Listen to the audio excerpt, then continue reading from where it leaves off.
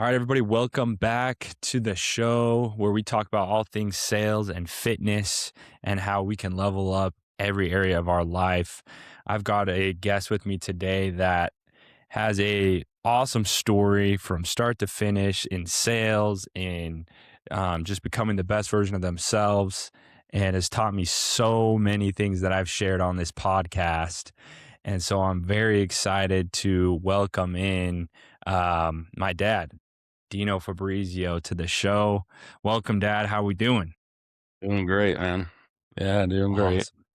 Awesome, man. Well, so I obviously know you very well and your story, but obviously our audience needs to kind of get a recap here. So I wanted to start with, I guess, a little bit of your story. And obviously, I want to get into like your philosophy with sales and all of that. But kind of going back here, you know, for the audience, you're from a small town, right? And so take us back there. I want to go back to You wanna Tabiona. go Let's way back. yeah, talk about like I guess just a little like rundown on, where you started, and then I guess we'll get into how did you get into sales and kind of lead me to that place, I guess.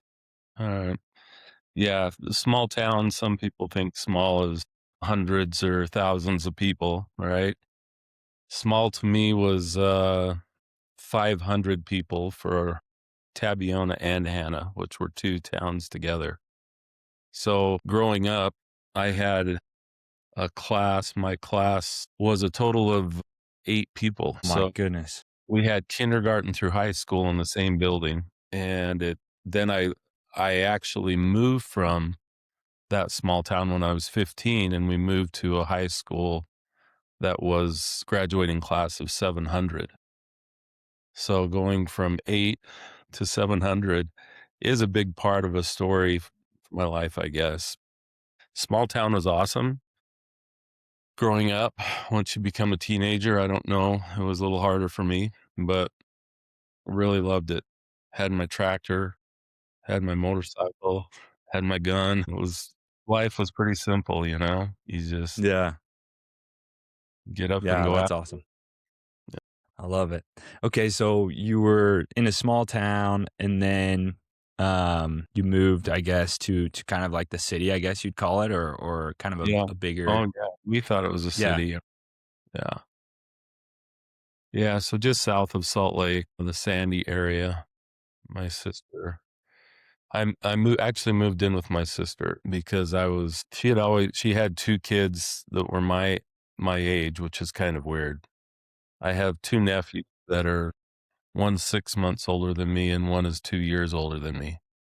So, they were my friends too, like, we hung out all the time, and so they've always been wanting me to come out and play football because in the small town, we didn't have football, and so, yeah, I moved to the city with my sister and, went to high school at Alta High School. Nice. Nice. Okay. So you went um moved, and then I guess when did first of all, you have 8 siblings. So for those that are like wondering, like big family, that's why he moved in with his sister. Like he's the youngest, she was the oldest. So hopefully that makes a little more sense context wise Yeah, with that.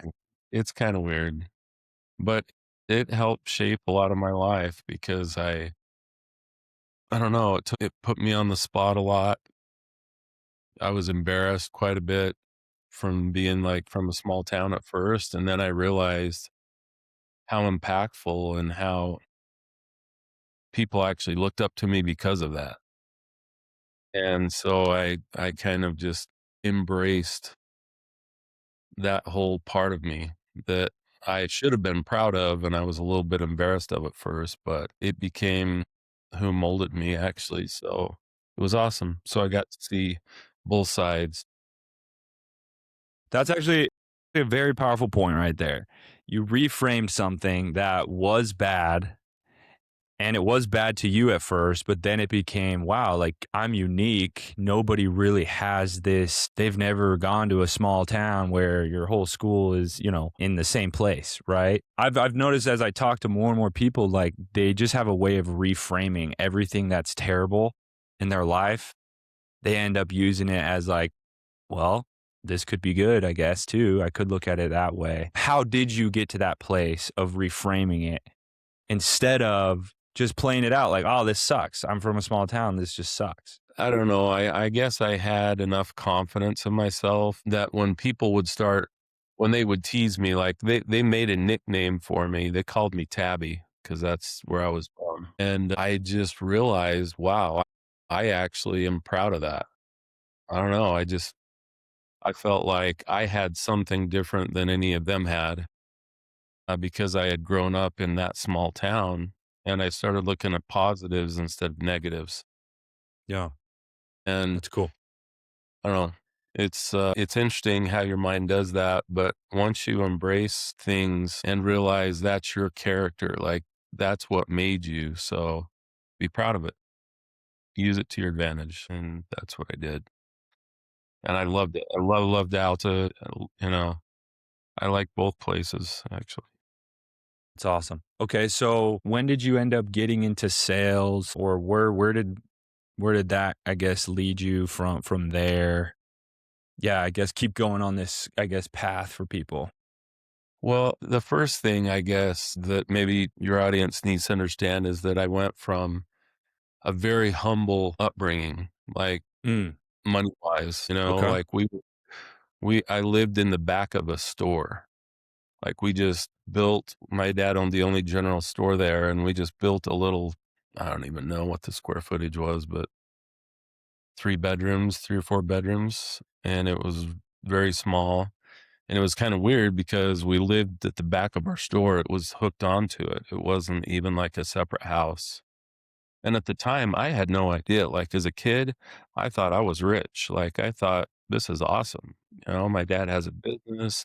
I got a tractor. I got everything I need. And I was like, I really thought that we were wealthy. And so I never looked at it like, oh, wow, I didn't realize at that point the difference between, you know, rich and broke or struggling or anything like that until Mhm. I moved to the city. So my sister, um, and her husband were on the wealthy side, if you will. They lived in a very nice area, huge home, probably 10,000 square foot home.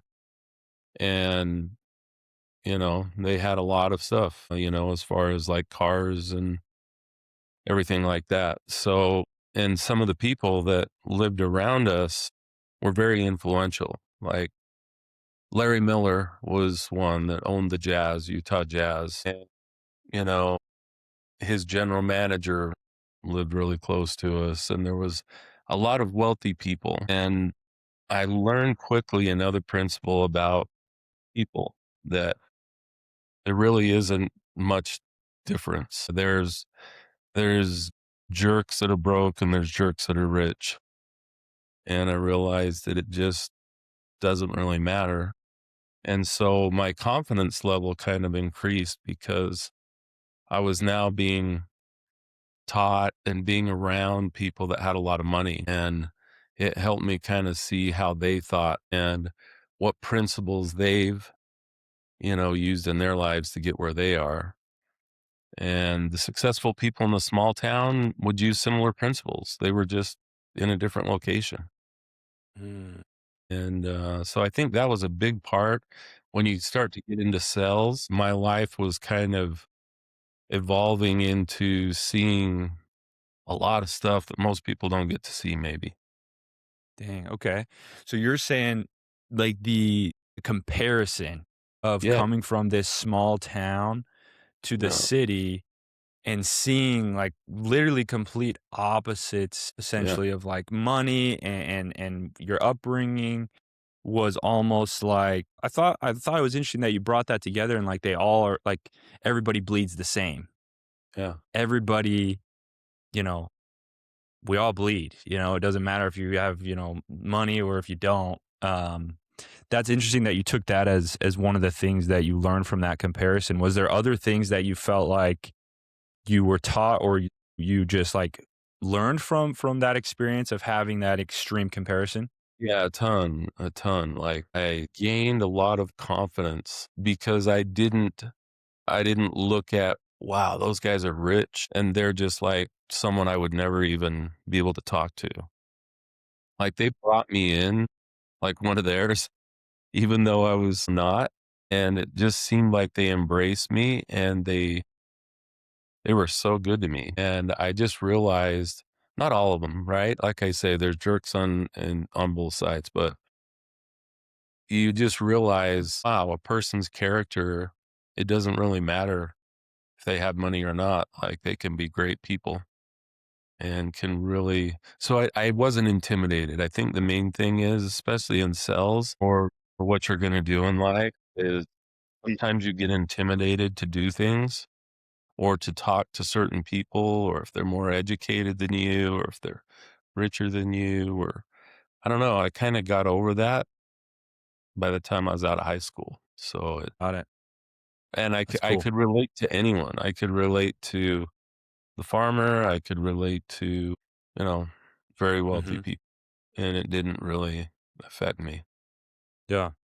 No, that sounds like a key piece of this story was that dichotomy that you had of kind of the extremes, right? And I think a lot of people don't get that experience, right? They're either brought up in fairly wealthy or like the middle class, or they're just really well off, or they just always are around, I guess, like they're just in a smaller town, or they never get to see the other side, I guess, which is an Yeah, interesting, but I've you know, watched even the people I grew up with in that small town, even though they didn't get to see this side of it, like, they embraced where they were, and they have extreme confidence. Like, they totally. literally are so awesome and great examples to me, you Yeah. know?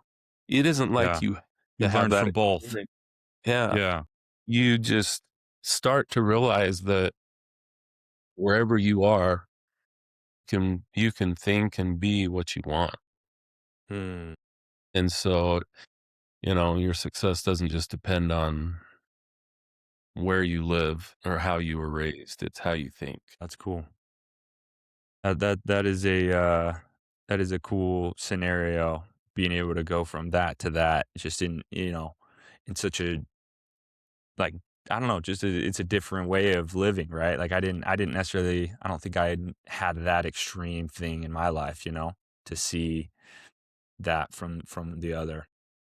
And when I started having kids, I always would think, "Man, I wish I could give them an experience like that," like, Mhm. even for a while. Yeah. And you did give us that experience in going back. I mean, we would go back to Tabiona, like, quite a bit. You really tried to get us back there. I think, to an extent, we got to, be in it for a day, which was cool for sure. Yeah, you got to see a bit of the extreme, but Totally. there's a lot of people that I look up to out there. My sister Absolutely. there and all of her kids, and they're unbelievable people. That's amazing. Okay. So you learned from both sides, got to see it. And then, you're going to Alta, and what for you, I guess, was the next thing on your journey, I guess, from there? Yeah, I guess, from there, again, it was just learning a social life, learning how to,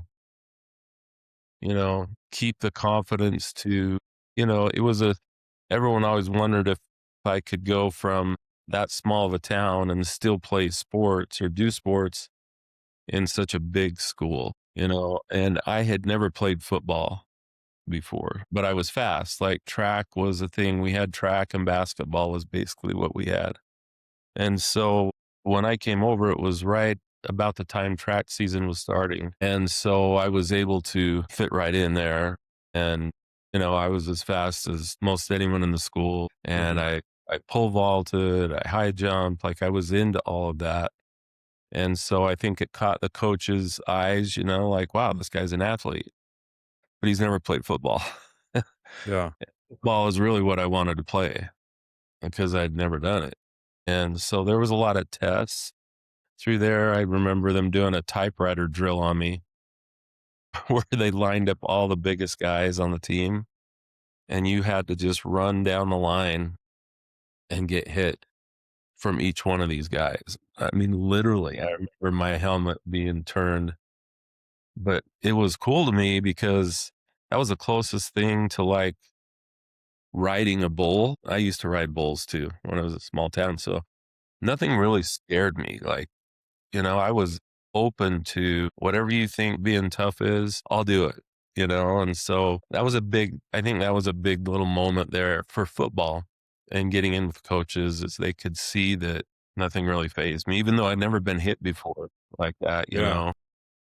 it Yeah. didn't bother me. So that was a big confidence booster too. Where does that come from? Like the idea of, because you have always had this mentality of like nothing, should scare you and you should just be able to try things. And, you know, you've always tried teaching us, me that or our family. So where does that come from? Why do you have this philosophy that, hey, like may as well try it, ride a bull? Like what the heck? Where did that come from? Man, I wish I could say it came from anywhere, but really, I think it's kind of a unique thing that you just have, or something drove me to that. I can't really Yeah. put a finger on it. Like I I rode my first bull maybe out of just because my mom was so scared of me doing it, and I was like, I'm gonna show her this is no big deal, Yeah. It That's drove her interesting. crazy, but like it was more of a hey, if these guys can do it, I can do it. I always had that mentality of like, they're doing it and they're not as athletic as I am. So Yeah. why wouldn't I be able to do it? And so I don't know. It just kind of, I can't really say it was a small town thing because, it just kept, I don't know, it just kept going with me. The adrenaline rush, I don't know if it was so much that as it was just, if you can do it, I can do it better. Yeah. Mm. Yeah, that's an interesting concept. I think a lot of people have that similar mentality of if I've seen someone do it, why can't I do it? And sometimes that's what gets you off to go for it is just seeing that someone else did it and you're like, "Well, why Yeah. can't I?" Yeah, it was totally that. And, Okay. there was the mentality of fighting, and I mean, fighting was a big deal in a small town. Like, Hmm. you weren't tough unless you could beat someone else up. I know that's weird in today's world, but literally how I was raised. I mean, we used to watch the fights across the street from us at the bar every weekend. We'd stand outside of our house as kids and we'd watch it, and my dad would show me how to box. It was a big deal to be tough and show your toughness by fighting. So I don't know. Yeah. That's another weird one, but Came with it as well. Okay. Cool. And then okay, so you got into sports, you're playing football, you're doing track. You're learning some of the things there. Sounds like you're just overcoming fears and just like, wow, I can play football. Like if I set my mind to it. Any other things that you feel like really you took from those experiences with sports and yeah, I mean, they started me on the JV so that I could actually run the ball and just get used to playing and running. And then it was really cool because my senior year, my nephew my nephew was the tailback and I was the fullback. So they called us the Italian backfield. It was 2 family members that sick? are doing it, and it was so cool and so fun. I mean, looking back, and I don't know, I just started to, think the principles that I learned were just, you can do anything if you put your mind to it. There were some obstacles, big obstacles, but I don't know, I didn't feel like there was anything I couldn't overcome. Then we've got, then you move on and I went on a mission. Well, actually, I went and played football at what used to be Rick's College back in the day, and played up there before I went on my mission. I then went on a mission, Where'd you go?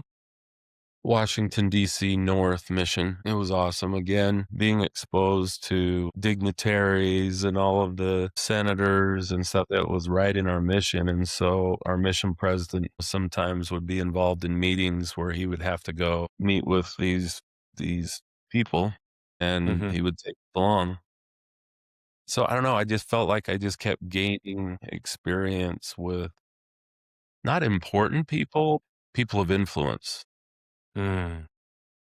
and like JW Marriott was one of the stake presidents in my mission, and I had to report to him every Wow. month on our numbers and what we were doing in the area. It was, I don't know, Yeah. just crazy stuff for me. Yeah. Maybe No, people don't that's think it's a big deal, but yeah. No, that's a pretty big deal. What did you learn from, I guess, even him? Like, was there anything that you remember that stuck out to you, or was it just again, at this point, because I had been around people like that, I wasn't intimidated, but I was curious. Like, he had bodyguards and he had people surrounding him all the time. And I just realized that, again, it just gave me a thought process of, man, he bleeds the same I do again. yeah. I see a difference, like the aura. I can see all that. I feel it. But at the same time, there was a connection that he wanted to feel and that I wanted to feel. And so at some point, it kind of felt like you were on even ground, but knowing that he's like a gazillionaire. Yeah, what is that aura that you feel like you feel from him or people like that? How would you describe that aura? A calm confidence, not Mm. loud, not, not, just kind of like a calm confidence of, I feel in total control, you know? Dang, that's a good way of putting it. Because I was thinking of like how you would describe that aura. Calm confidence is a pretty good description. It's yeah. I feel like people that have found themselves, like not just not just money wise, but confidence in leadership and spiritually. They just have a calm confidence. Like there's nothing you could say that's gonna throw them into a wow, I've never heard of that before. I don't know. No, this is really crazy. It's just always this is what we do next. Yeah. Oh, that's awesome. Okay, so you served a mission for your church, another I guess another environment change, another, time to be around different types of people and that impacted you as well. And then I guess what happened after the mission kind of coming home from that. Yeah. Came home. I don't know if you want me to get in to you and to my wife and her, whole marriage Yeah, thing. absolutely. We can touch on it for sure. I was dating Melissa at the end of pretty much when I was a senior is when we started to date. And so she kept in touch while I was on my mission. And I always kind of felt like she would be the one that I'd want to marry. And so when I got back home from my mission, I started dating her exclusively. And at that point, actually, she was like, maybe we should date other people just to make sure. We tried that. We tried that for a month or two. Oh, no way. I don't remember that, but that's awesome. Yeah. Yeah. And but then I don't know, everything just went that way and we got married probably a year later, I think. Okay. And Roughly. Rough numbers here. oh yeah. We We're don't want to hold anybody to certain facts here. And then I got into sales. I Okay, and mean, then you got into sales from there. yeah, my Well, after yeah. Larry Miller actually was the one that got me my first job. Mhm. He hooked me up with a sales job at the Toyota dealership. He felt like that was the best dealership that sold the most, and so I started selling, Toyotas. Nice. Okay, so you started at a dealership in car sales was your Yeah, first yeah, position. first gig. Nice. How did that go? And yeah, tell us about it. So, it was great. They had a good education system, in place and how to train you and teach you how to do sales. I think, that was my first exposure to actual real training of what you do in sales, Yeah. and it went well. It was great. Were you good at sales right at the start? What was your learning I was curve?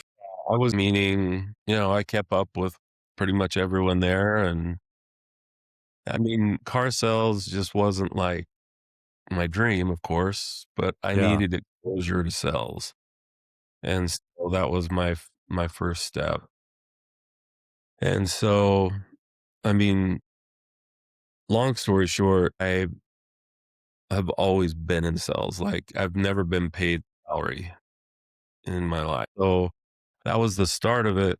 And I always kind of was like looking for other opportunities while I was doing that. And then I told you my brother-in-law owned a carpet store also. So after that, I think I got back into carpet sales after that experience. And then something unique, another big part of I feel like my sales career was Melissa's dad, my wife's dad, owned he sold hospital equipment and medical supplies. And I I was way interested in that. I was like, wow, that's pretty cool. That's a different sales job than selling carpet and selling cars. It's Yeah. like high-end products and you're selling to doctors, you're selling to hospitals now. So it's like another one of those things that I had to overcome as far as being confident enough to sit down with a doctor that was way educated over me and teach them how to use my products in surgery. So that became a huge, it was scary, a huge hurdle for me to overcome, again, because I didn't finish college. I went to 1 year of college, 2 years. I was almost had this, but really hadn't been educated in the school system. But the confidence, that was another one that I can remember when I look back was like, holy crap, I'm literally going into surgery right now, gowned up with doctors, and I'm teaching them how to put this on their patients and how to, what Yeah. these machines are giving us and explaining it to the doctor. Yeah. With no college degree, No, just going no, for it. just Yeah. just going for it. And man, first time I did that was just incredible. As far as like just overcoming something that was deep in like being scared of Mm, something, and like riding overcoming a it. bull, Yeah. Yeah. go play football, like doing things that were way out of my realm of what I had ever done and overcoming it or feeling more confident in it. And so I did that for 3 or 4 years. How did that go? Like, were you pretty good at that as well? I mean, did you notice anything? Like, how Yeah. did you was it a learning curve, or were you just kinda like, "Oh, I kinda know what to do, it's just sales." Huge learning curve, like Okay. massive, like a foreign environment to me. I didn't understand all the terms that are used in the medical field. So I was literally reading like encyclopedias and dictionaries, medical dictionary, just to learn terms. We didn't have Chat GPT back then, and just to know, what I was talking about. And it was hard. It was hard to gauge if I was good because it was just me and my father-in-law. Okay. So you were Like the I only sales rep. It wasn't like anyone else that was selling competing. compare against, and I didn't have, it was just he and I going at it, and we had, the kind of the middle part of, like Utah, Idaho, Wyoming, Colorado, Arizona. We just had this middle part where a lot of reps, like big reps for big companies, they couldn't really cover those areas because they were so spread out. So they would hire independent, like guys like him to Yeah. cover the areas because there was a lot of driving time and Mm, makes sense. wasn't as productive for them. So it was really difficult for me to know, am I good or am I not? We're making sales and, providing for my family. Mhm. So that was good. Yeah. And then I think what happened there, if I remember right, is he kind of started to get out of that, and I didn't have a way to stay in it really. Looking back, I wish I would have, I Mm. should have stayed in that field because I think that would have been a great opportunity for me to kind of take over what he was doing. But I was still really young. Yeah. I was probably still in my 20s or early 30s. I don't know. I just didn't know how to start my own or go on from there. So I got out of that. I can't remember what was in between from there, what I did. What was so one of the things you've always so I've asked my dad several times, like, his philosophy on sales, and you guys will hear why I ask him so many questions, but you've told me, "Just tell them straight up," or just be like, "Why wouldn't you just tell them?" Like, Yeah. when I ask you a question, like, typically that's been your answer. Was that always how you sold? Was just, like, pretty straight up with people, pretty straight to the I point? don't, When did you it's, learn that? yeah, I don't, I Okay, learned later. okay, I, I think the way I sold up to this point was my personality mainly, just kind of relied on social skills. People liked me. I'm naturally, I feel like that's a personality trait that I have of, I kind of like a lot of people and I'm curious about people. So it came natural to me to just develop relationships. And so I feel like that's how I sold, like tried to learn the product and just use my, personality to develop a relationship with them. okay, got But it. learning how to be straight up came later with when I started doing seminars. And that's really where my life changed in sales and Yeah. e- So everything. so you went from cars or maybe even carpet, cars, and then carpet again, and then medical sales, and then you got into seminars. Yeah, I'm sure there was something in between there, but I went through insurance. Oh, you went through So insurance, okay. I got licensed with my 6 and 63 license to sell insurance, annuities, and not securities, but annuities that involved Ks, IRA stuff. And I did that for probably 3, 4 years. And I did okay. I wouldn't say I was great.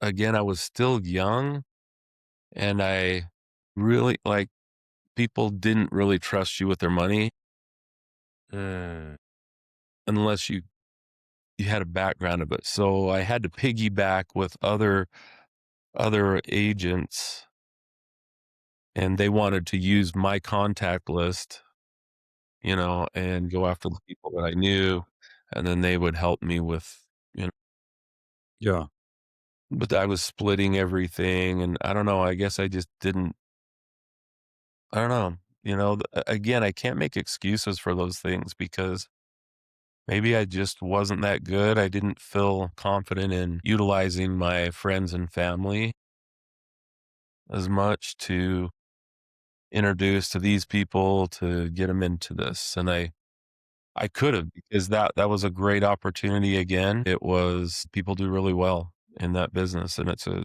pretty cool business. But didn't I didn't like succeed enough to feel like I could support my family long term. It just took a long time to build up a network of people. yeah, got it. Yeah, I had kids at that time. Mm, totally. Okay, so then you did insurance, and then I guess what led you to the seminars, or what positioned you for that? So I started a company with my 2 nephews, and it was a software company for retail carpet stores. Since we'd all kind of grown up in the carpet business, my nephew was a programmer, my other nephew was an accountant, and I was kind of like the sales guy. So we had those 3 components, and he started developing the program, and I started selling it in Utah, and we went to surfaces. which is a place where you show off your products to all the retailers around the country. And we had a big sales that happened there, and I contributed to a lot of that because it was me and my brother-in-law really is who was selling. And that started to take off, but it just wasn't enough. Like, my nephew still had to, like, work doing accounting for other businesses. He couldn't take a salary from our business, but we weren't making enough to, like, everyone to have a salary. So I had to still, do other things. And anyway, it Mm. wasn't like we had enough money to just all three of us just, hey, we're gonna go for it. But we wanted to keep it going. So Chad worked full time with developing it still. And then I had the idea of hooking up with a guy back east in Georgia to he was doing soft sells, to retail businesses around the country. He would go in, he would train them on how to sell, how to manage, how to run their stores, how to, and then if I brought the software system in, we could have all of that together. So not only would we teach them, but they could actually run our software system. And so I started training for him where I would go train these retail stores on how to sell, how to manage Mm. salespeople, how to do all that, right, within their stores, and then I would introduce our software system as a Got it. component to use. And that's what took us from Utah to Georgia, was that Got it. business. And so, again, I got an opportunity to work with business owners all over the country. So I'd fly out to their stores and I would train them. They would pay us for trainings, and they called it Mohawk University because Mohawk was a manufacturer, and they offered this training course for their dealers around the country for soft skills stuff like that. So it gave me an opportunity to be around business owners, understanding how business works, Mm. those components, which was a real big boost also for me in learning and Yeah. understanding at least how it works. And you were training them in terms of, like, their sales and also how to run the software, or was it Yeah. just the software Whole component? Both. No, Okay. it was really more we would go in and teach them how to sell, Mhm. how to manage their salespeople, and, how to look at numbers, and then that's what would lead into our software. But not all of them had the software. They just wanted us to come out and train them and train their salespeople. So it was more from an aspect of, "We need you to help us with our sales and managing, and then as a side note, we have this software if you wanna buy it." Did that help you kinda crystallize your philosophy in sales and how to teach it, or how did It that helped me a lot because now I'm training on how to Yeah. instead of doing it. And yeah, it helped a lot because you gain a lot of experience over repetition is the mother of all learning. And so Mhm. it's like I got a lot of reps and a lot of different people, and their philosophies, their thoughts of how they want to run their store, their Mm. thoughts on how they want their salespeople to sell. And then I got to see a lot of aspects of that. So it helped me kind of put together a system in my own head, seeing different ways of doing things. I also learned a lot about like personalities at that point, how to adjust to customers based on the way they want you to sell to them. It wasn't just about me telling about the product now, it was more about me adjusting to who I'm talking to and how they like to be sold. Absolutely. Well, concept at that point. Cool. Nice. Okay. So now you're kinda training people on sales, going around all over to do that. I guess how long was that, or what was that stint? That's what led into my next job. My wife, was at a funeral of her grandmother, and one of the cousins there was doing seminars, and he asked about me and what I was doing at the time. And she told him, well, he's flying around training people, and told her all about what I was doing. And he said, really? I want to talk to him. So he called me and said, I want you to come out and watch one of these seminars because your background is really prime for you to do this because you're teaching and you're training, and this would be a really good fit for you. And so I went out and watched one of their shows and saw what they were doing. And it was really more money motivated at that point. Like there was a lot more money in that than what I was doing over here. Yeah. And so, yeah, I decided to jump over into seminars, and that was quite a jump. That was very difficult for me. When you watched that, I guess when you went out and watched that first guy do it, I mean, what was your thought process at that point? Obviously, you talked about the money being a big factor, but like, what were you like working at that Same point? same thought process. If he can do it, I can do it better. It just kind of like, I mean, I don't know. I I mean, and again, a lot of that is like overconfidence too. I'm not gonna say that Yeah. was, oh yeah, that's just how I felt and I did it. It was probably overconfidence because I didn't realize really everything that went into it. I just thought it was about getting up there and saying what they said Mm, and I can do totally. that. Yeah, it's like people watching, football from their couch being like, Yeah. "Oh, man, I could do that better. I could be a better quarterback," and, Yeah, yeah. that philosophy. But in the one thing I would say is at least your philosophy got you to, like, actually go and try and do it, right? Versus most people would sit back and be like, "I could do that, but I'm Right. gonna choose to just not." Yours was like, "I think I can do this better. I'm gonna go try." Yeah, yeah. For sure. And once I got into it, I remember going to my first presentation. And I mean, this is, hours of speaking, and you're on a stage and there's hundreds of people, you know, in this presentation.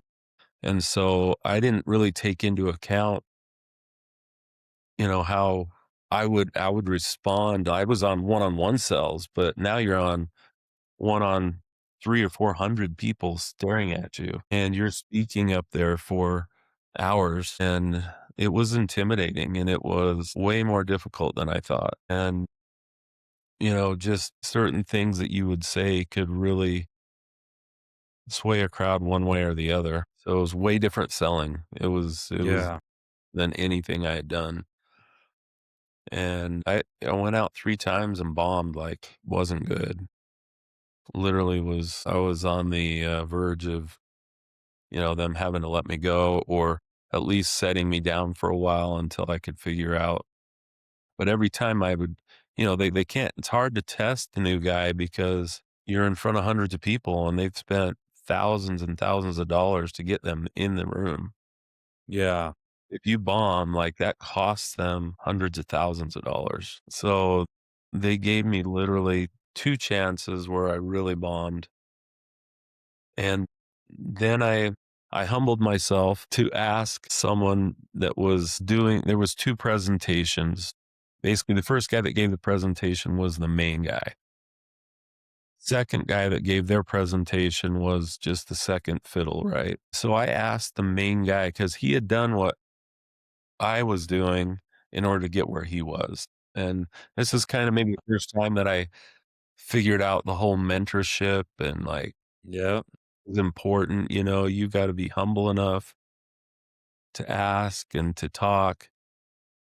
You can't just think, "Oh, I got this," but man, they Totally. humbled me. It was 2 or 3 of those, and I was like, "I need help." Yeah. So this guy was nice enough to just sit down with me, go through my presentation, help me with, where the emphasis is and what I'm really trying to do, and I'm not trying to do it all on my own, like, I gotta use him. 'Cause he's already done a lot of the selling, just piggyback on what he's saying. Anyway, there was a lot of things in sales I learned from him, and, literally on the 3rd or 4th presentation, I nailed it. I just nailed it. They bought, and I was like, wow, I No didn't way. really know for sure why. That's the next problem is it worked. Yeah. And then I'm like, holy crap, it's almost like a golf shot when you hit one really well, but you're like, I hope I can remember what I just What I did, did. you That's know? interesting. I'm not Yeah. sure. Yeah. No, I've And definitely felt that way for sure. Yeah. With golf shots and in sales, you don't know what you did. You're like, I right, felt really good about what I just did, but I really don't know how to replicate it because you're not aware enough of what changed, I guess. So exactly. that's interesting. Well, a couple things. So you were on the brink of being let go, essentially. You went to mentorship, got some help, went to the guy that's already doing well and ahead of you and kind of on that stage. He gave you some feedback. You had all the pressure in the world on you Yeah. and were able to keep things going, it sounds like, from there. Yeah, from there, then it became, yeah, how do I okay, that hit and was successful as far as numbers. Everything was numbers based. You know, like they didn't care about anything else but the end result. And so then it was just I've got to go over this presentation enough to like it's secondhand to me. So at least the content of what I'm doing is like second nature. And then if I can use my own personality and feel confident that it's not just a rehearsed presentation, like I could use my own examples and I could do whatever, it started to become like, okay, now I've just got to dial this in. And I felt like I could just keep doing that, and I got the reps because I was getting the numbers now. And so that wasn't an issue. So now it was, how do I become the best? Because this was a very competitive environment. Everybody wanted your job because you were making really good money. Yeah. Yeah. And so Well, let's go. Let me ask you about that then before you go on. You went from having all of these sales opportunities, yeah, obviously being able to provide for your family, but not really, I don't know what the word is, but like having extra or having, it was very we wiggle struck. room. Yeah, Okay. You're struggling. And then you get put on this. You're not doing great, but then you kind of have some stuff go your way. I guess what were you thinking at that point? Were you just like super excited that you'd finally made some money? Were you like, no, I can't really enjoy this because I'm just in the pressure cooker? I mean, what was it like? yeah, more pressure cooker.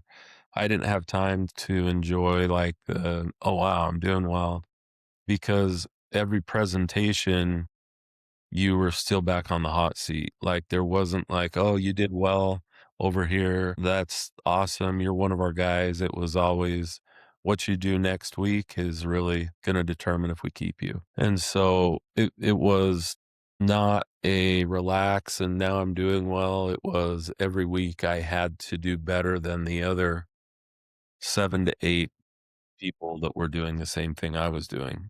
Got it. And they were compared. Every number was compared every week, and it was a lot of pressure. But I dug in.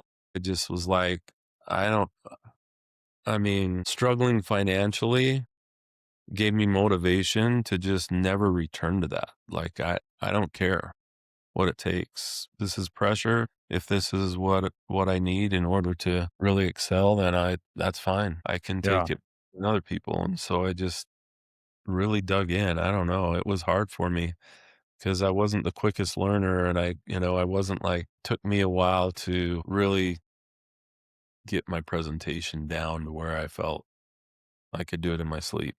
Yeah. Just memorizing and putting in work that way. Said something interesting there. You said struggling financially almost made it where you were willing to do whatever it took to not go back to that struggling financially. Yeah. Yeah, we skipped something back in my when you were born. Let's Mhm. see. I had 2 kids, Janessa and Quinn, you, and Mhm. then Tiana was on the way. Yeah. Was when I was really the brokest in my life. So 2 kids and 1 on the way was when I actually had to move in with one of my other sisters into a little teeny tiny piece of crap rental.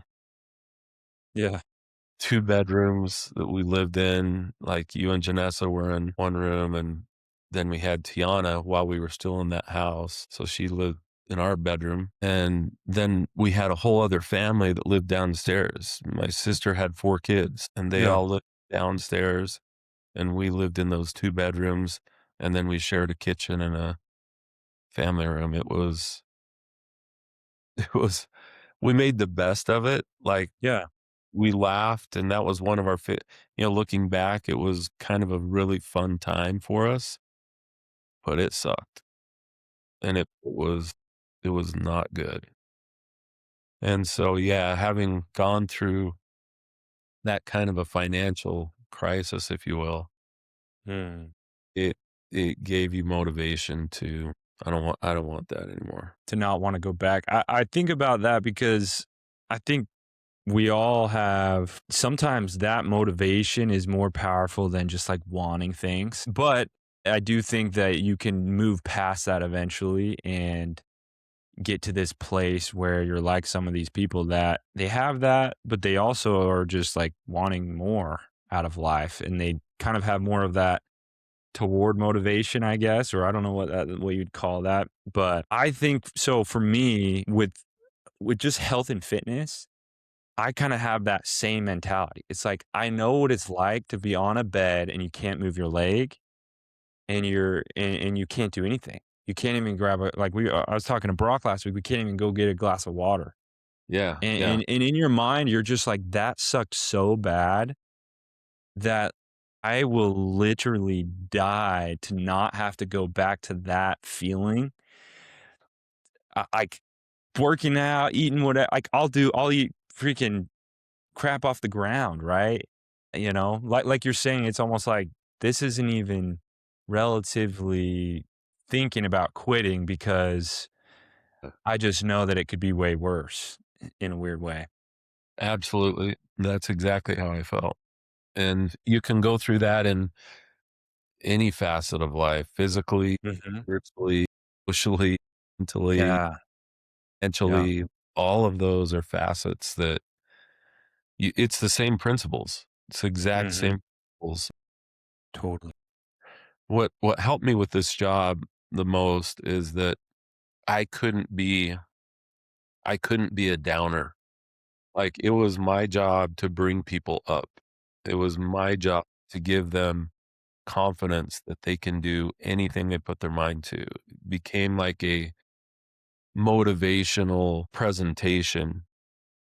And so I had to be the person that they were looking up to say, "Hey, if he can do it, I can do it." Yeah. Oh, And that's good. so my mind couldn't really go down this path of, depression or being, worrying about things. Stressed. Yeah, all of that. Like, I just had to be the model of what they needed, and they were coming to me to find an option or find a way that they could financially try to get back on track. And usually it led into physical fitness. I mean, they all intertwine. Poorly. If you're not physically fit, then you get depressed and you're discouraged and you blame, shame, and justify. I always taught them about the 3 self-defeating behaviors. It's blaming, shaming, and justifying. And if you find yourself doing that a lot, you gotta change it. Like, you can't have that victim mentality, or you can't succeed in any of those facets. So, I don't know, my presentation, and this is really how I actually became the best at what I did, is it started to become more me. I started to be more, this is how I think about it. I read a lot of books. I would take, cliff notes of all of, like, the principles kind of, and Yeah. then I work it into my presentation. And then I started taking what people's excuses or their blaming, shaming, and justifying of what they would do as feedback.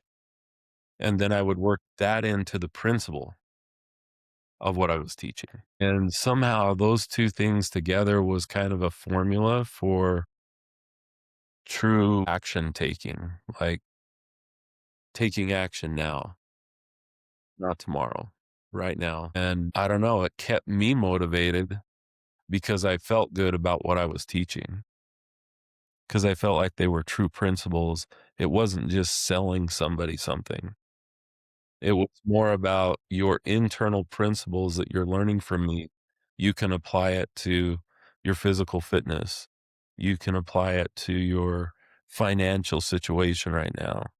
You can apply it to socially and mentally.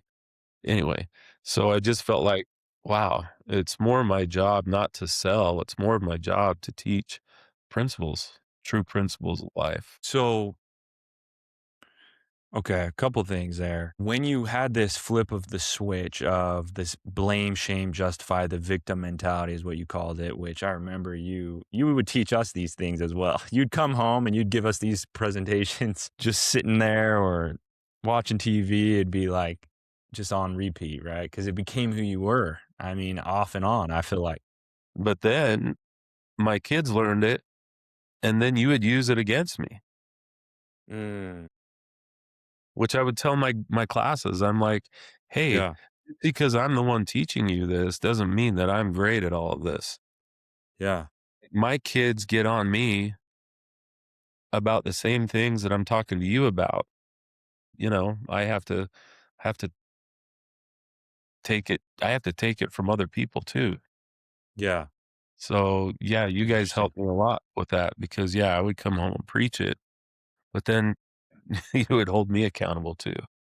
Hmm. Yeah, that's interesting. And so when you went through this and started changing the way you spoke and the mentality and all these things changed, I'm curious because I've I'm starting to realize like sales is kind of an internal game. It's like if you're not internally aligned with the principles or things that you're speaking, it almost comes off as inauthentic or almost like a lie to people in a weird way.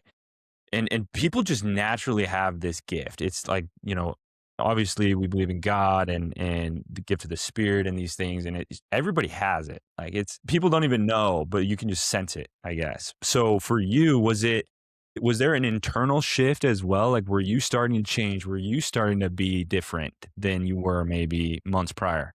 Yeah, I had to be. Like, you just couldn't live a lie, you know? So, yeah, I felt like the way I thought was who I would become, Your thoughts become your words become your actions become your character. It's like it's hard to hide it if you're not doing it. And then you gotta be willing to admit what you're not doing great, you know? And people want to see that you're vulnerable too. Like, it's not about you just being Superman. I'm great at everything. Oh, look at me, It's also being vulnerable enough to say, hey, I struggle with this too. But that doesn't make the principle wrong. The principle's still legit. Yeah. And we both have to face the same fiddler. Like this is just life. Suck it up. Like I went to a seminar. I remember one that stands out to me was a guy that just he was very blunt. This is where my bluntness probably came about. It started with me going to a seminar and him talking about a lot of these same things I just talked to you about, blaming, shaming, and justifying all of that stuff. And then he said, what you finally need to learn is that you need to shut up, stop whining, and get a life. And those words, and then he showed a picture. He had a shirt that was He had a upside down, it said, "Shut up, stop whining, and get a life," so that the person wearing the shirt could read it. That's amazing. Know what I'm Yeah, saying? it's to you. Yeah, And exactly. dude, it Yeah. stuck in my mind like, "What the freak? Yeah, you can't be telling everyone this. You need to do this." Mm.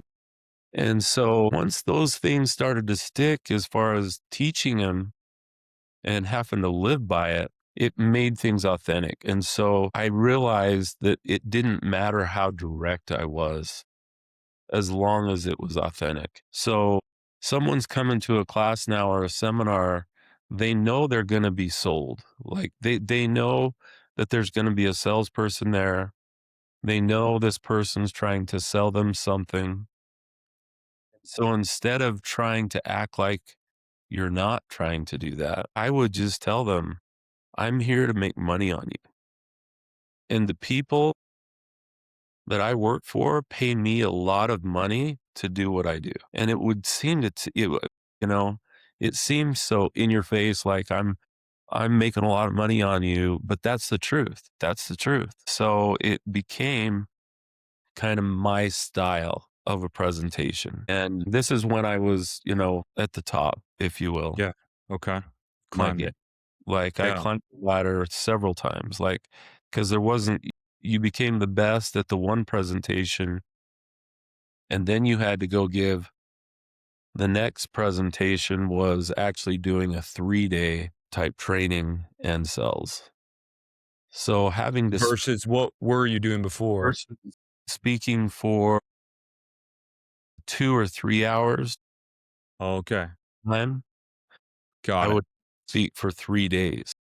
Okay. That's a big difference. Yeah. It was huge difference, yes, once Yeah. again, because the content and everything you're trying to teach and 3 days of it is just it's it's a lot. I don't know. Okay. Couple things with what you said prior. First of all, when you went from just that stage of you were starting to be good, like go back Yeah, there again, because that okay. that part to me is like for people, at least for me, it's like I gotta figure out how to get from there to there in my mind of like where you did. So when you did that, was it? Because a lot of people tell me, like, "Fake it till you make it." They say, "At first, you're not really that person, you just fake it." Was it a little bit of that where it's like, "I'm not necessarily that person yet, but I'm going to be that person starting today," or I would say how I got from that would be a difference of the 2 or 3 hour presentation versus the 3 day. Because the 2 or 3 hours, you don't have time to go through all your philosophies of life. You got a shorter presentation, and it's basically about the content and how you can quickly get to certain parts. So I learned in the short presentation, um, how to condense those principles. But it really was still principle based. And was I that person? I felt like I was, because as soon as you decide in your mind that you're something, you are. totally. Like, when am I good at this? Well, I'm good today because I can start right now. And so if that's my Interesting. philosophy and that's what I'm believing right now, then I guess I am that. Even though I had to learn it or I'm still learning it, doesn't Yeah. matter.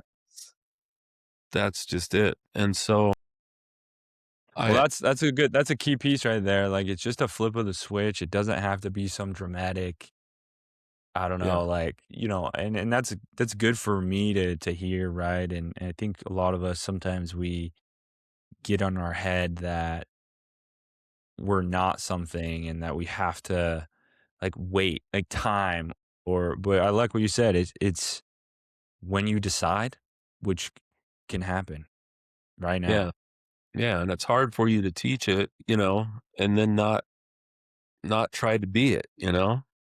Yeah. So doing it on a regular basis, y you just it forces you to think that way, and so that's an advantage to having a job like that, I guess, is, the repetition again, and it's not just about the people you're teaching, it's also about I had a team, as far as that would travel with me, that would sell while I'm speaking, and they're people that know you really well, like, after you're off stage, and so you couldn't that was part of the sell was to help them see that you really are trying to be that, what you're teaching, and once they believe in you too, like when the people around you that see you when you're not just on stage still feel like you're trying to be a better version of yourself, then it helps, it makes you more honest with yourself. So my kids, like when you guys would come out and watch me, like I was like, I can't change my presentation. I'm just going to show them what I do. Hopefully they can see that their dad is trying to be what he's preaching. Yeah. Yeah. And that's, Absolutely. oh, for some reason it was repetition and eventually just making it your own. Going from just starting to do well to being really, really good was numbers one. Like you had a way to measure. And I've heard you talk about that with fitness and everything. Like if you're not measuring, what are we doing? You don't Because know if you're doing, yeah. how do you know? I mean, Yeah. You don't. so it's the same thing. Like I was measured on every number you could think of financially every week. And so it helped me dial in not only how I did in that presentation, but how did my people that bought the product that I was selling, how did they do after they were sold? And so once I turned on that switch where I couldn't just be good here, I had to have people prepared for our system or for what they purchased from me to be successful after also. So you're saying you would kind of take accountability and like making sure that they actually did good after you sold them. Yeah, because it's not just about the sell now. The company was measuring me also how many people did after. Interesting. So I started working things into my presentation to tell them how it was going to be after, and that this isn't just about you buying this today. It's about how you're going to perform from it in the future. And because I get judged by those things. Interesting. So you started putting stuff in there to help them be successful on the back end. Like that Yeah, was your mentality. most salespeople didn't put that together. Yeah. No, I would say I definitely have not put that together. I'm like, hey, I'm here to just sell you. Right, And right. but what an awesome thing though, because again, it's just kind of taking a little even more accountability. Yeah, And again, when you take more accountability, you kind of take back control of your life a little bit in a weird way. So it's funny how the people that think, "Oh, I'm not gonna worry about that," or, "That's not my deal," in a weird way, you're shooting yourself in the foot yeah. I started, and again, it's all based on what they measure you by. because they were tracking that. They Yeah, were well, tracking it. started asking for it. I Okay. I I asked the company, "I want you to give me the numbers," because some people were like, you would get a bad rating, or "This isn't what I expected," or "This isn't what they told me," right? Totally. So in any They felt business that sells. yeah. They fell back sorry, so essentially, like, the way I would look at it in my sales, right, with fitness, sometimes I'd be like, "Well, they just fell back into their old habits," right? 'Cause on the call, usually, like, we're talking, and I'm like, "Okay, they definitely have these habits and this mentality," and we get through it, and they're like, "Okay, I'm gonna do this," and then sometimes they slip back, but taking that accountability of, like, "How could I do better?" I think is an interesting way to look at it. Right, and that's what most salespeople wouldn't do. Totally. And so that kinda separated me from them because I started getting data from the company that they weren't getting. I wanted to know what my people were saying because the product that we sold was actually for them to come out and get mentored.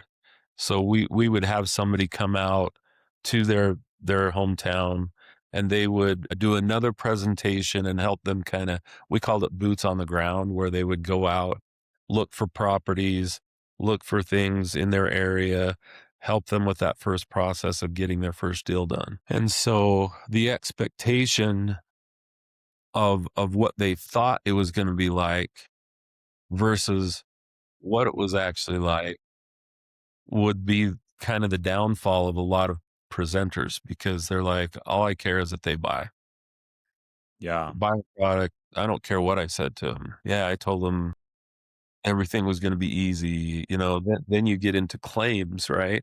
Yeah. Well, really quick, pause here. I mean, obviously you're not, you haven't maybe been in sales training, but like I'm in sales training. Like I've spent thousands and thousands of dollars on sales training, right? And the thing that a lot of them will say is you're trying to sell the vacation.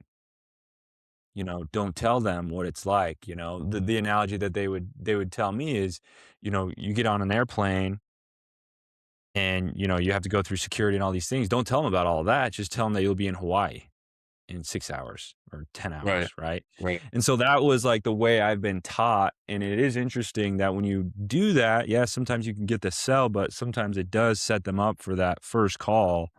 They're like, "This isn't Hawaii. This is work," you know? Yeah. "What the heck? I didn't sign up for this yet." And then yeah, exactly. It turns into, "Well, this was not how I go," and then you get refunds or whatever the case may be. And then it depends on the company and how they compensate you because the company can shoot themselves in the foot. That's the problem with them, is that Yeah. most companies want you to do that Yeah. because, hey, you just do your job and get them sold, and we'll And we'll do this. fulfill, and we'll make Yeah. sure they're happy. That's what they say, like, "We'll make sure they're happy." It's like, "Okay." But when a company wakes up and realizes how they really make money, then they'll switch their mindset. Exactly.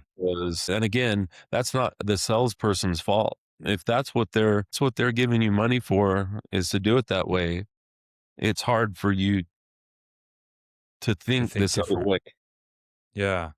It's really hard Yeah. because that's not what you're being compensated for. So don't bring up problems, you Yeah. don't have. Essentially, yeah. But but once I started asking for those numbers, the company then realized, wow, maybe we can make these salespeople accountable for the back end too. Like meaning if their Chargebacks. people drop out after they've been sold, then it's the salesperson's fault. So they could take money out of my check. Yeah. So it didn't Yeah. matter if you sold them.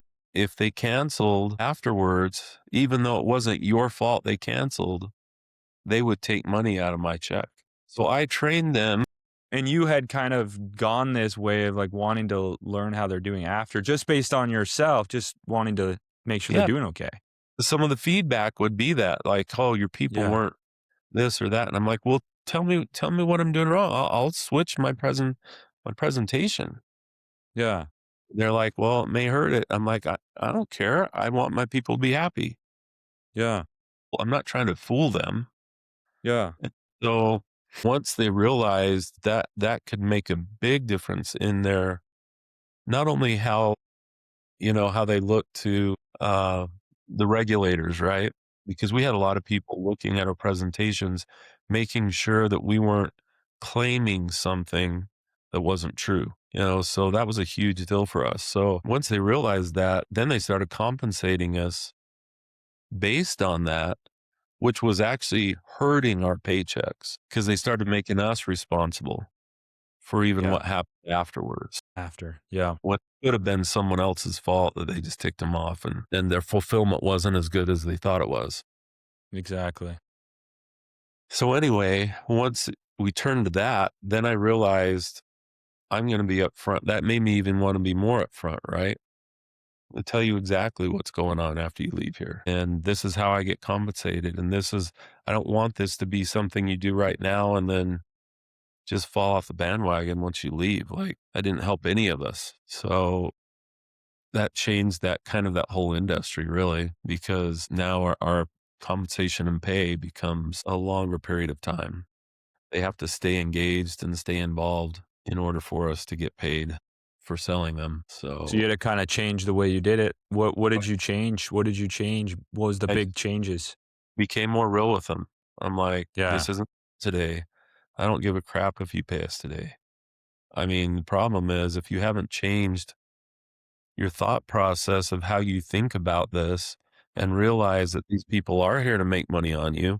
If they didn't make money on you, they couldn't support what we just sold you. So your way of thinking about Someone's going to make money on me became a broke way to think, you know?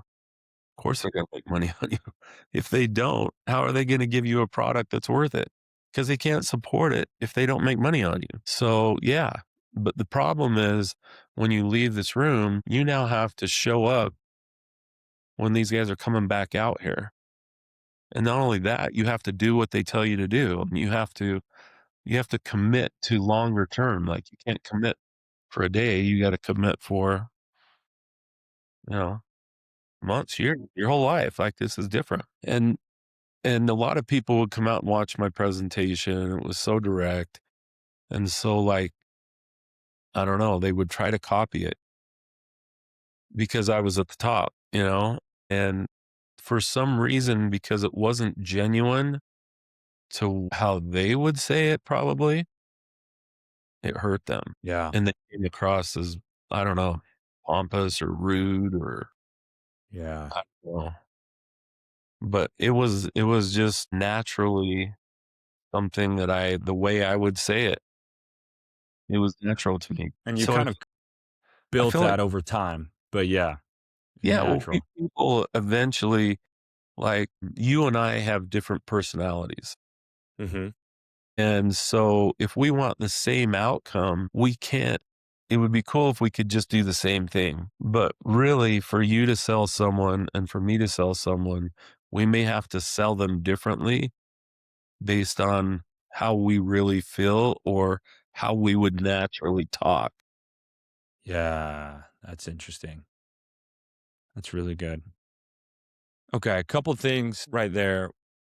Number 1, I remember, like, you definitely lived it, like, when you say these things, like, you were always trying you would say the 4 things, like, spiritual, physically, mental, and emotional, right? And you had this mentality, like, you were gonna level up all of them to like 10s like that. I don't know, that was just like what you did, right? And you would invest in these things and you would spend money to get better and you would go buy things from people and you were completely open to spending a crap ton of money to level up in those areas, and you did it over and over and over again your whole life, right? And so where the heck did that come from? And was that just you living out this identity that you created? And so you were like, well, this is what I preach, so this is what I'm gonna do? Or was it just naturally, I don't know. Where did that come from? Yeah, it was kids will change you, man. Mm, So the older your kids get, the more well they understand things. So totally. it's like you're trying to be a mentor to your kids.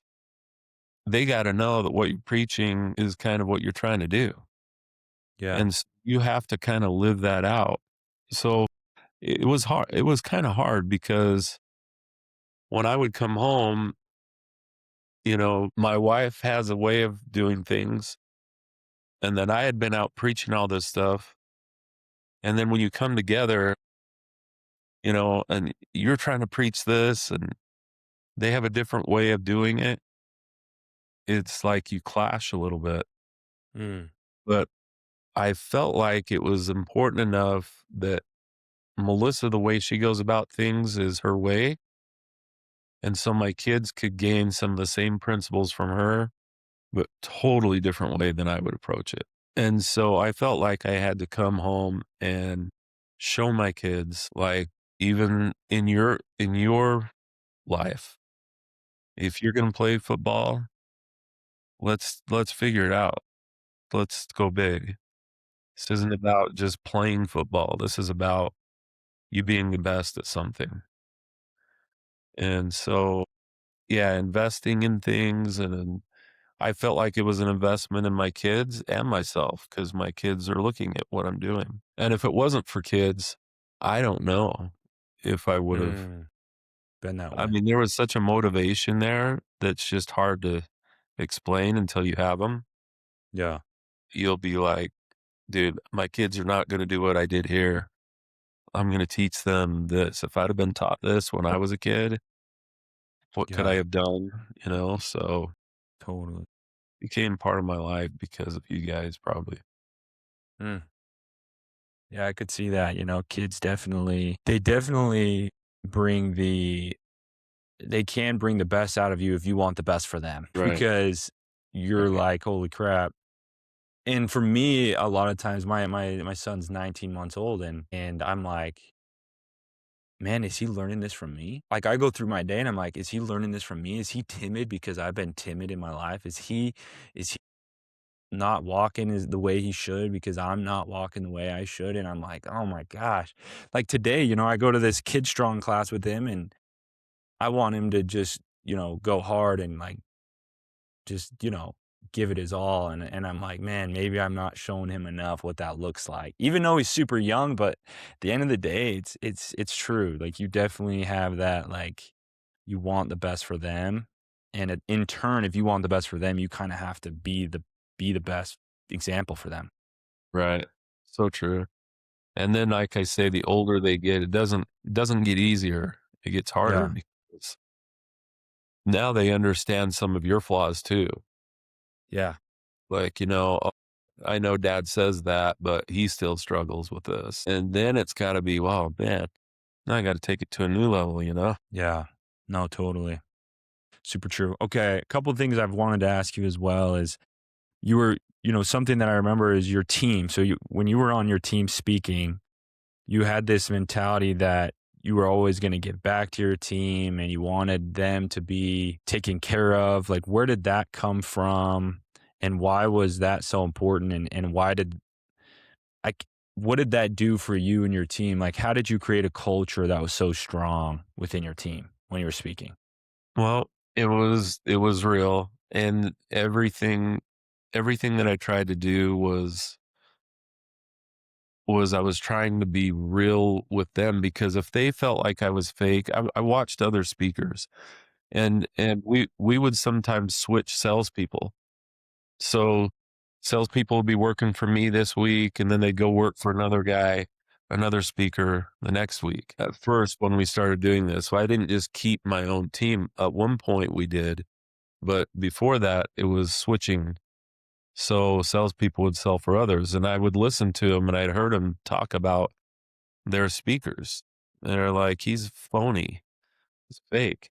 He's up there showing all of his Ferraris and this and that and the other. And I don't even know if he has them. Like, and so we were teaching to live an abundant life, not a scarcity life, you know? So I felt like, to be real with my team, they knew that I made a lot more than them. So, but I felt like they're the ones bringing that money to me because they're selling while I'm speaking. Like, I felt like they were just as important as me, even though I got paid a lot more. If I didn't have them and if they weren't, you know, loyal to what we're trying to teach, we wouldn't be selling. So that affects me. So I took personal responsibility for them also. And if I was ever around them, they weren't going to pay for anything. It was just, if you're on my team, you don't pay for anything. So I just started giving because I had way more than I ever had. Yeah. And I just felt like giving back was part of how I can be successful, you know? And so I don't know, I just started to learn to give. It wasn't easy either because remember, my wife is at home with her kids and she sees all the money that I'm spending on my team. Yeah. It was a lot. And that's money that could have come to her. So the fact that she went along with it and kind of adapted to it was a big deal. She's awesome. Like, and she would always teach my kids that dad's away from home because he's taking care of us, things Yeah. like that. If I didn't have her, I mean, I'd have been a mess because I was Yeah. gone on weekends and a lot of things. So being No, an that's a good having point. abundance and investing in people was just part of is why I was considered one of the best because my team was the best. Yeah. They loved being there and it wasn't a burden to them and they felt like it was real. No, that's good. Yeah, I mean, your teams were always talking very highly of you. They always just wanted to be on your team. Like they would always tell me like, "Hey, you know, your dad's the best." And I think that's cool that you had that mentality. Like without them, you know, we're a team. Yeah, I think that, you know, no one's bigger than the team, right? That's what Coach Witt used to tell me all the Yeah, time, right? It's like yeah, he had that mentality too, where it was like, hey, man, like every single person on this team plays a role, even if you're sitting on the bench. Your attitude and how you show up is going to impact if we're going to win or lose. And so he treated everybody very like with class and with just the same way, right? Everybody was treated the same way no matter what. yeah. So that's I cool. think in a team perspective, it's the quarterback, because you know the quarterback makes a lot of money, a lot more than most of the team. Totally. And so how that quarterback treats their linemen, how they treat the receivers, how they treat the defense, like all of those, that team is looking at the guy that's making the most money and seeing how he treats them, Totally. and that Yeah. can bring you together or tear you apart. Yeah. That's good. And you said something about mom, your wife, where I wanted to make a point of this too. She was very open with, I don't know, she kept the team together too with you and her. She would speak super high of you when you were gone, right? Like she would tell me like, "Dad's working hard, he's busting his butt, like he's doing everything that he needs to do, like we should just be grateful." So we would pray for you every night, Yeah. and mom would make sure that we prayed to thank dad because he's working hard for us. Yeah, dude, there, you don't even know how much that meant to me and how it kept me strong, like, just keep busting it out. There's no way I could have done it without someone that was backing me up at home, because I didn't wanna be away from my kids. That was really hard, but Yeah, anyway, yeah, yeah. those were huge. 'Cause that's a team too, right? That's like a different team, but like you have your family team, you got your work team, and yeah, if one of them is falling apart, it's gonna be hard to lead on another area, I feel like. Yeah, no question about it. Yeah. So when you break this down with this abundance and this mentality, how do you create abundance mentality? How do you stay in a state of abundance? Because the more I look at life, the more I realize, or the more I see the world as the people that are able to get what they want are able to stay in a good state longer than the people that don't. You know, they're in a better state for a longer amount of time, and when things go bad, they still stay in a good state. Maybe for a second they don't. I'm not saying they always do. We're all gonna go through all this sucks, like life sucks, but they're able to flip that back very quickly. What would you say to listeners or people that are trying to get to that abundant place? How do you get to abundance? How do you stay there? Well, I think the first thing is you have to surround yourself with people that are ballers, or that think the way you want to think. So, because it's very difficult if you're just, or stay in the game. I don't know how to say that. Like, it helped me a ton to be in the game all the time, because I was speaking every week and it was like, this is a game. Like, you know, what am I going to do? Just stop doing it? I couldn't. To me, 'cause I was letting down my team's families if I didn't go speak, and I was letting down my family if I didn't go speak. And so stay in the game would be one. N Since I've been out of the game, it's been way more difficult. So then I have to find people that are still in it and still can bring that back to me, you know? So I would say who you hang out with, you kind of become like, and be careful, who you listen to. And I guess you can listen to anyone, but the people that you really want to be like, you have to have conversations like this. You've helped me out a ton, because once I got out of the game of speaking, like I said, my kids are now adults. So all the things that I was preaching is now turned back on me. like, "Hey, you gotta do this to be more physically fit. You gotta be." So, it's the same principles, but you listen to, your kids now teaching you those things, and it's a cool process, but you're also humbled again. Yeah. So what Dang, would you that's do? interesting.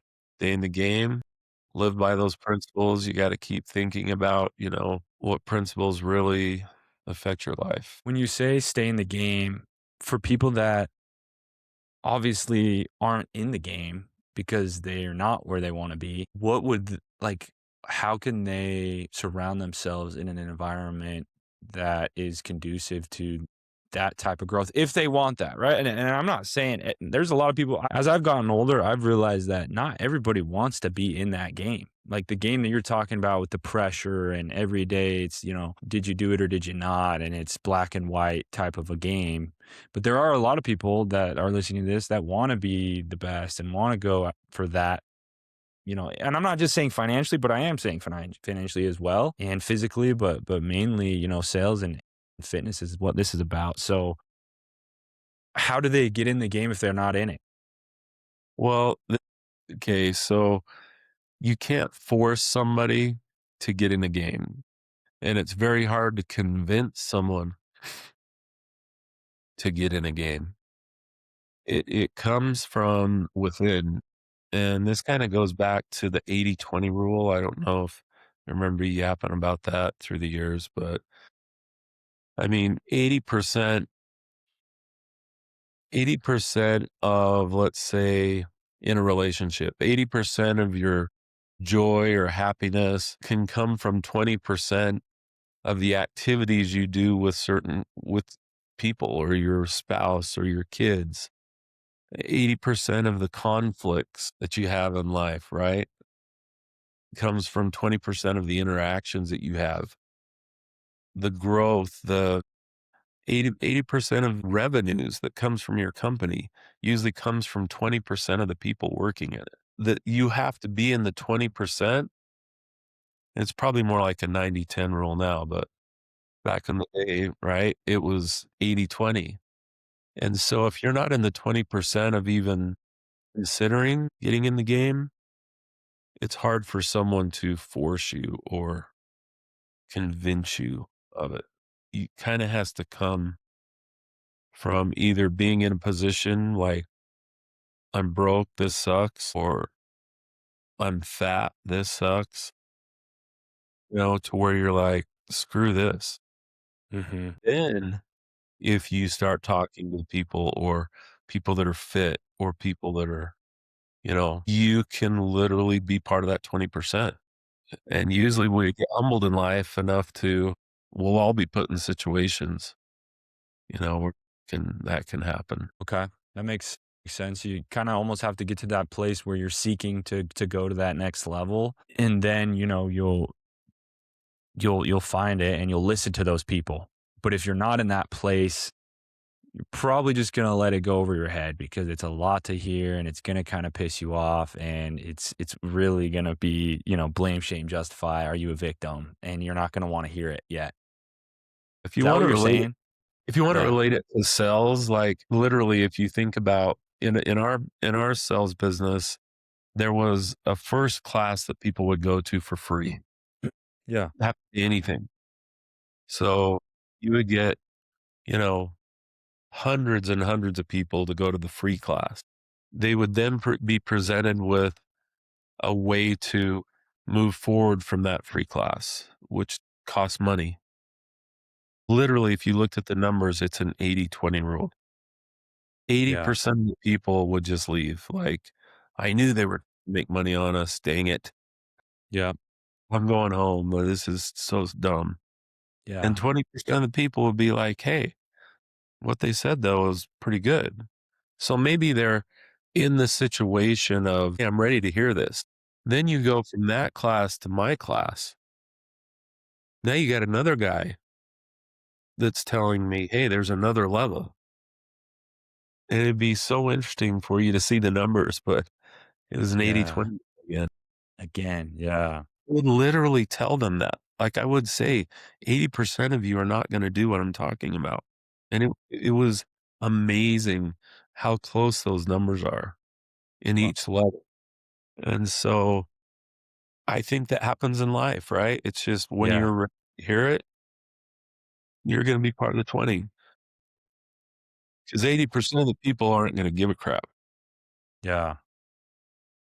Okay, this brings up another question. I know we're getting close on time here, but okay, this idea that when you do want to go to that next level in fitness or your or sales or business or make money, this idea that you can have a balanced life versus this idea that I mean it's pretty much all in all the time. I mean, where do you land on that? What would you tell someone that's like wanting to have this balanced life and also, excel?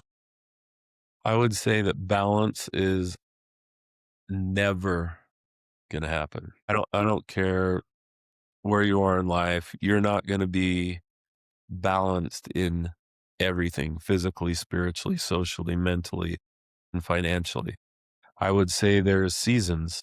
There's seasons in life of, hey, you're gonna be 80% of your work is will be 8% of your time because you have to do that. And not that you can't be spiritual also, not that you can't be, but you can't spend 80% of your time being spiritual, 80% of your time being this. It just doesn't work. And so I think balance is very difficult because we're always told you should have a balanced life. Yeah. But it's really not, I don't think, attainable. I don't think it's attainable at any one time to be balanced in everything. So, like when I was on my mission, was heck way more spiritual because we Yeah. spent all the time doing that. Yeah. You start Yeah, to work, true. and if you go into school, you spend all of your time over. It's just imbalance all the time, and So it if really. someone wanted Go Go ahead, ahead. sorry. No, you go ahead. I was just gonna say, so if you wanted to be successful financially, so let's say you're making I don't know, 10, 20, 30K, right? You're like a month and you're like, no, I want to make like the 1% of the 1%. Like, what is that gonna look like in terms of how unbalanced do you have to go? I Or don't is it just there's no answer, it's just, hey, it takes everything. know because you could work harder and still not part of the 1%. Like, the hardest working people in our country are probably the brokest. Hmm. I mean, people work hard every day, and Yeah. so just working harder is not the solution for being wealthy. So, in order to be part of the 1% or the 10% or the 20, you have to do what they do. Like, I can't plumbers make good money. Yeah. Doctors make good money. But guess what? If they can't work, like they've only got so many hours in a day and they're getting paid based on those hours. So they're limited. A doctor's limited. Anyone is limited. Sales, Yeah. one of those things that there's not a limit to. But what are you selling? Where are you Yeah. selling? I mean, how much money do you have? Who's backing this for you? It's not just making up your mind, I'm going to work harder. Yeah. That's not it. Hmm. The goal is not to work harder, it's to work smarter. Yeah. So there's a level of, yeah, you have to be unbalanced, but you also have to be smart enough to know that you have to be in the right vehicle Yeah, to get to whatever your goal may be. right. Is that kind of what you mean by that? The vehicle. And, yeah, with social media and all these things out there that's available now, there's opportunity, right, with AI and all this stuff that's kinda new to people and being great at something. Just be great at something that, yeah, will bring in a lot of money. And in order for it to bring a lot of money, it's gotta somehow appeal to a group of people. Like, literally, if you don't appeal, you're either gonna appeal to the general 80%, money from that? Or are you gonna Mm, appeal 20% that have money? And, I don't have the right answer for what you do, but I know that you have to look at what other people have done. At least it's what I've done in my life. If they're successful at it, you can be successful at it, but you kinda have to do what they did. yeah. Kind of getting a mentor that's done something that you want to do.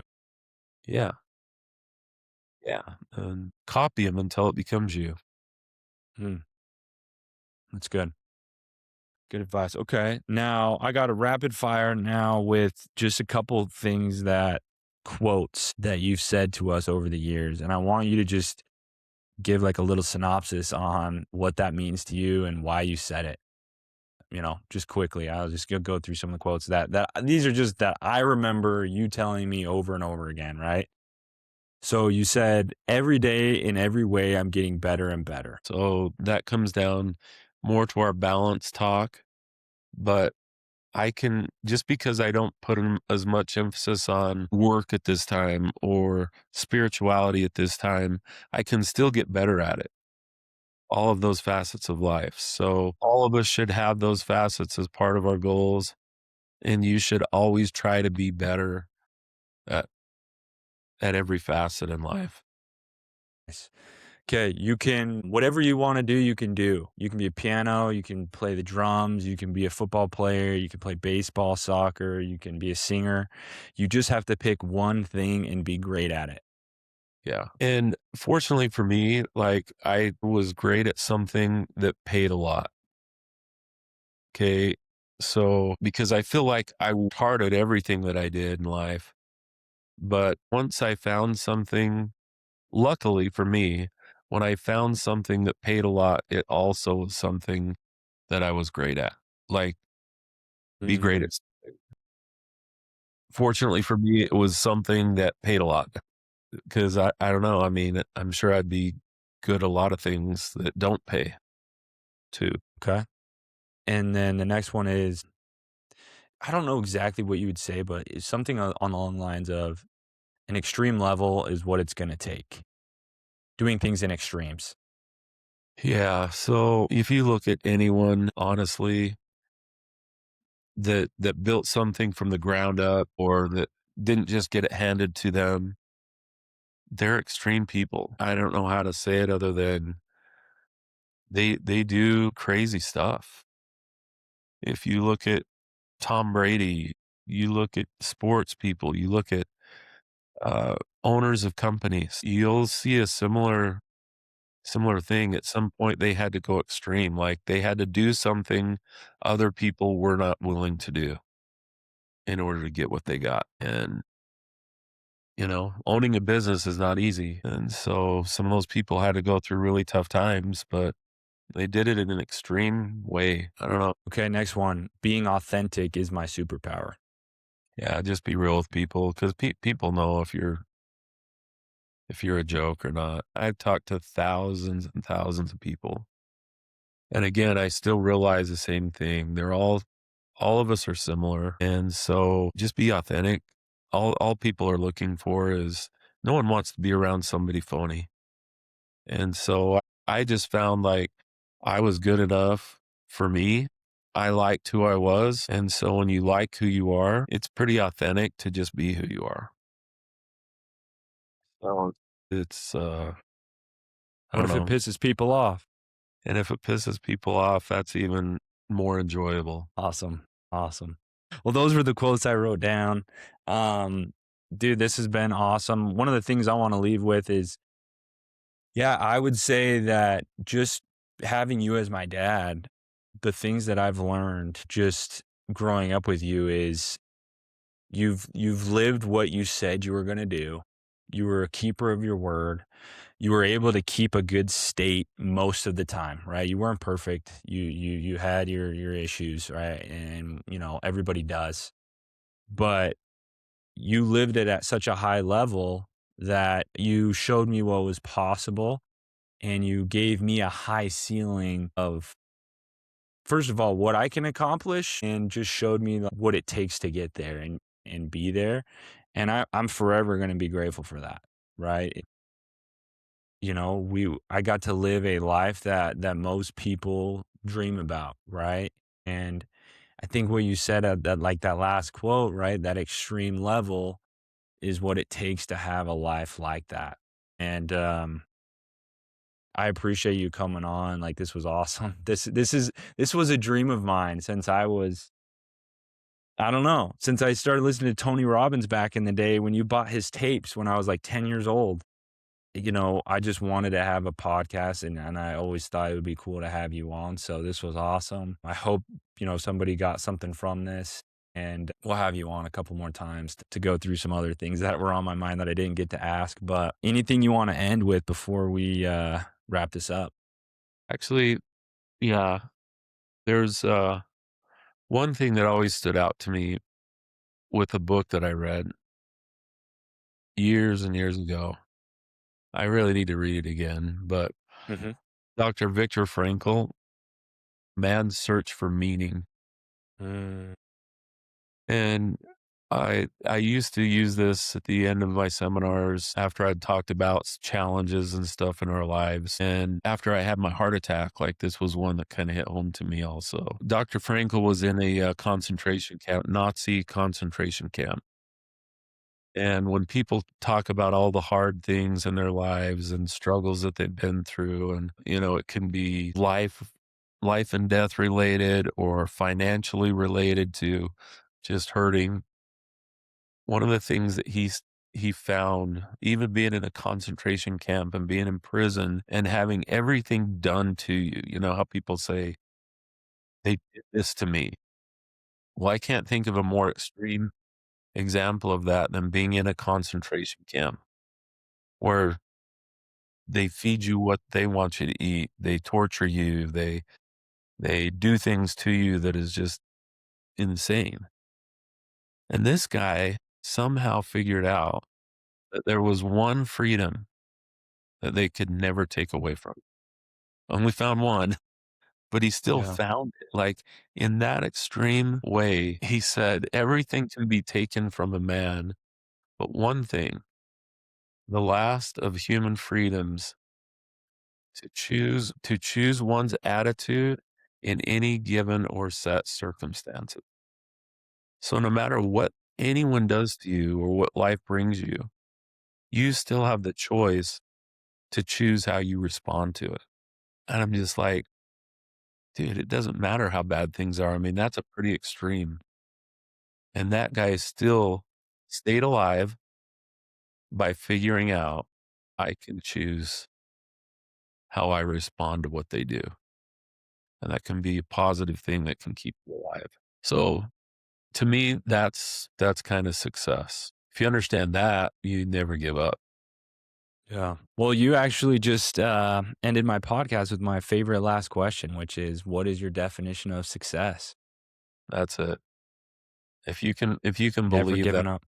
one statement of it doesn't matter what happens to you, doesn't matter how bad things are, you still have a choice or a freedom. You still have freedom to choose how you respond to it. Yeah, never give up. Love that. Well, that was a perfect way to end it. I appreciate you guys for tuning in. Yeah. Until next time. Thanks, brother.